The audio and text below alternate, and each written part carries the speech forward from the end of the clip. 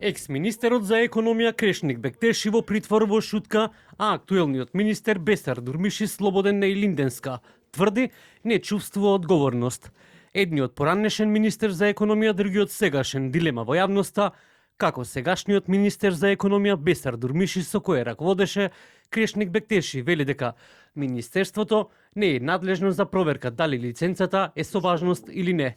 Дурмиши вели дека тој немал надлежност ниту некаков механизам за проверка. Министерството за економија и труд не е надлежна, нема механизам, не е надлежна за проверка дали има лиценца некоја, да речеме, некоја компанија или некоја фирма или нема лиценца. Дали работи со документи или нема механизам за тоа да го контролира. Одговорноста е кај тие институции кои треба да бидат на терен и да вршат контрола. Покрај Министерството за економија и труд во целата ситуација незаобиколена е Управата за јавни приходи.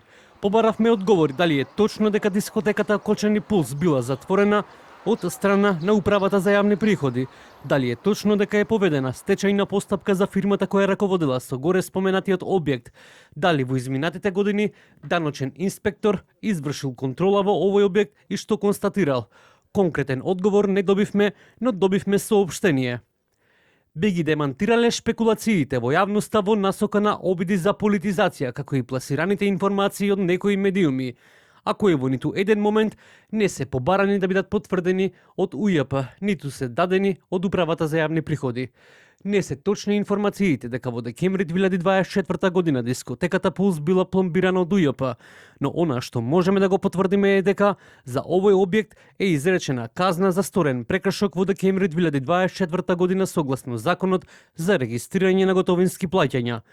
Инаку, управител на дискотеката Пулс бил Александар Карадаковски, кој сега е на лекување во Литванија, кој всушност бил шанкер, а вистински собственик на дискотеката Пулс бил Дејан Јованов Деко, кој е во притвор како првоосомничен.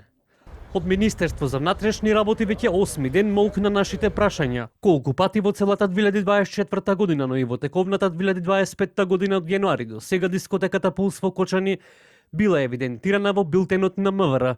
Зашто била евидентирана? Дали за нарушување на јавен ред и мир, гласна музика, дали биле евидентирани ситуации за продажба на дрога, пуштање на малолетници, што всушност има регистрирано од страна на МВР, дали по пријава или само иницијативно, кога е во прашање дискотеката Пулс во Кочани.